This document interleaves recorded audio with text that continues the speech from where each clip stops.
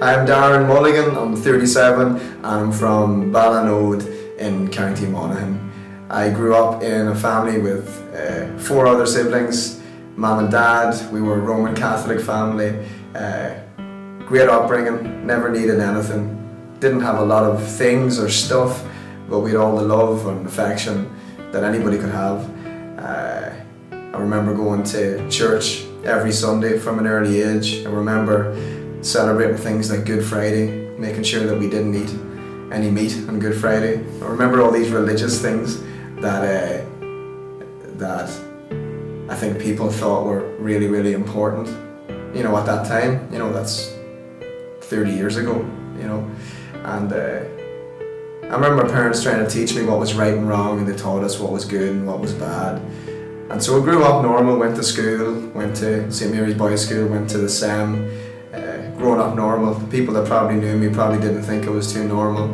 I spent a lot of time trying to pretend that it was deep, you know, writing poetry, thinking about big things and big ideas. But honestly, most of that stuff was just cover up, trying to, because I didn't fit in so many places, I tried to develop my own niche in the market.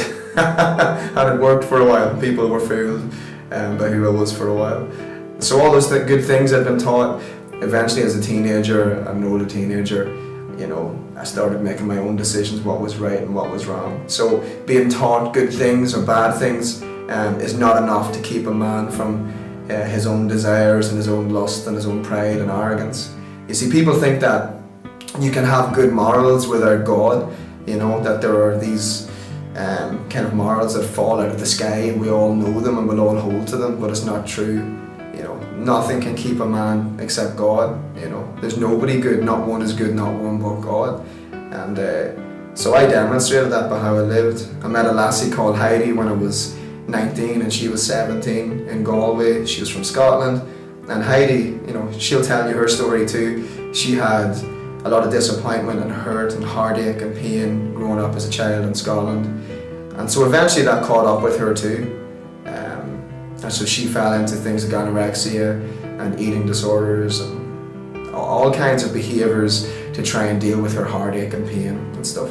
And so we had been going out for 6 months, very much in love. And you know that the honeymoon phase passed.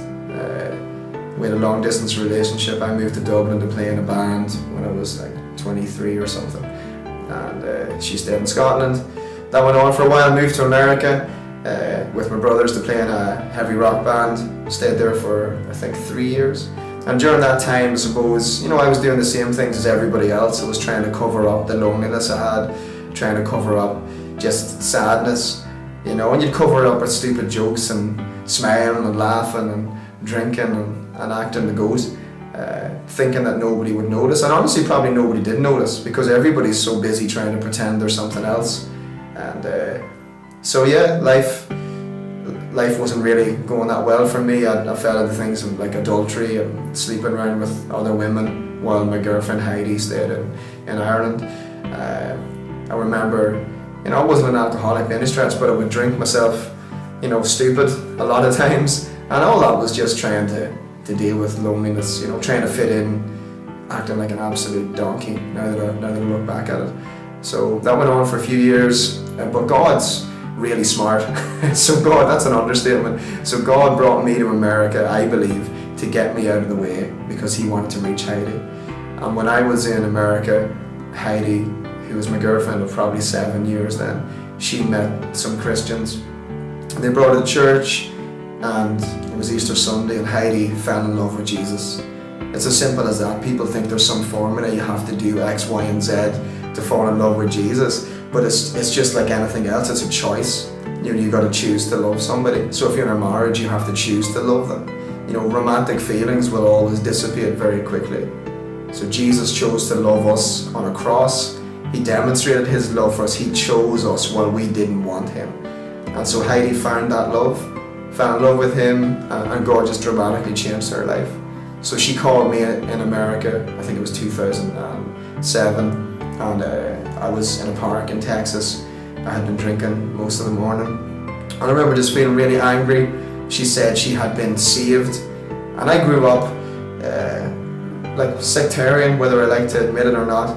And I remember hearing that word and I associated it with people who, Protestants, to be honest. I didn't like Protestants growing up, because I grew up in the border with Northern Ireland, and I thought that they were oppressors and bad people and should be avoided. The stupid thing is that Heidi was actually a Protestant. I just didn't know it. She grew up in a Protestant family in Scotland. Anyway, so I was really angry. I cursed at her down the phone and I abused her. And I actually made her feel like she was the one that was doing all the dirty, sexual, lustful things that I was doing. Because when we're living the lives that we want to do and we know it's wrong deep down, we always want to convince ourselves that it's somebody else's fault. Surely somebody else has to be to blame for the things that we do. It's our upbringing or it's an experience that's happened to us. There's some truth in that, but honestly, your nature is sinful. Your flesh wants to sin.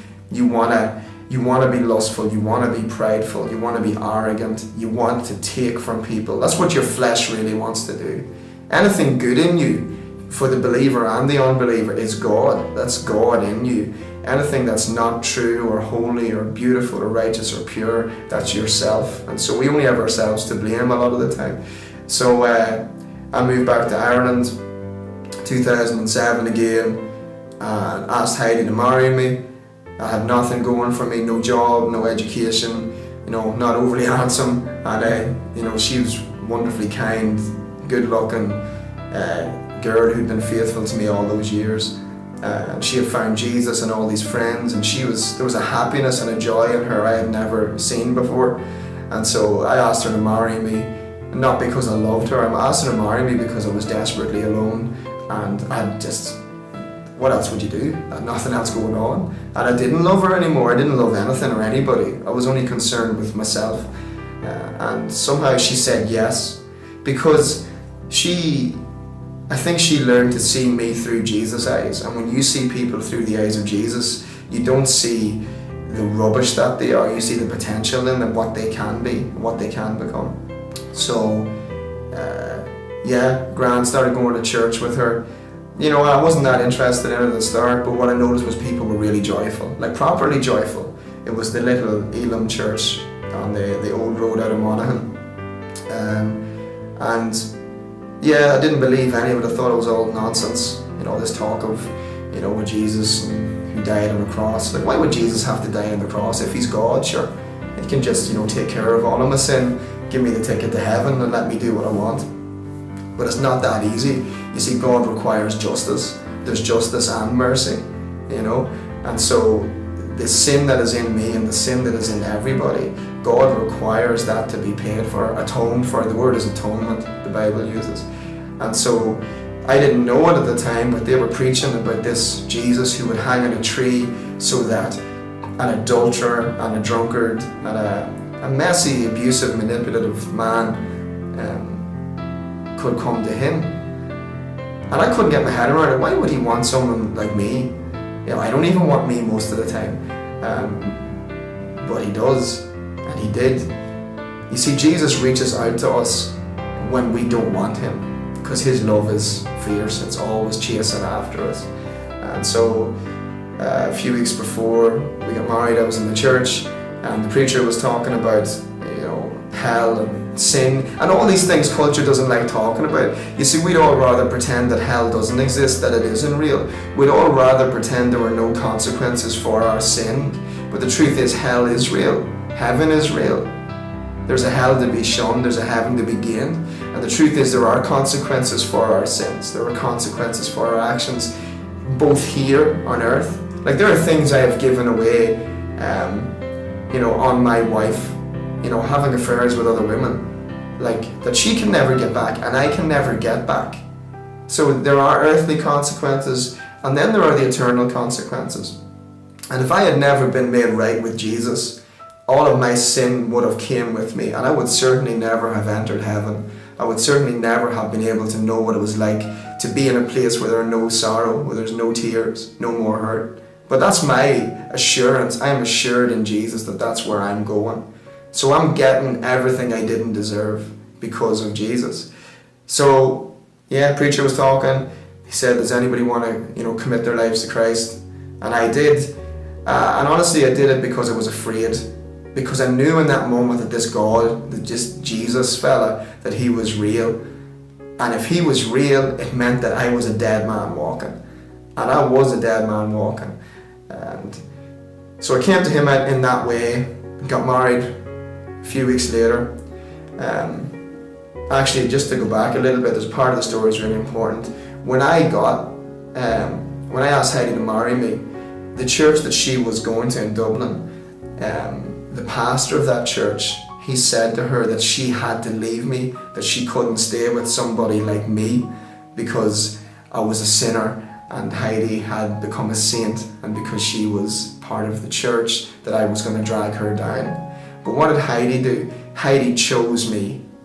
You see, she knew Jesus, and she knew that Jesus chose her. And Jesus doesn't choose who we think he does. You know, the well-to-do people in society who are acting like they don't have a care in the world, like there's no need for anything. Jesus goes out and he chases after adulterers and drunkards, beggars and thieves and the outcast and the lonely and the lost. People like you and people like me.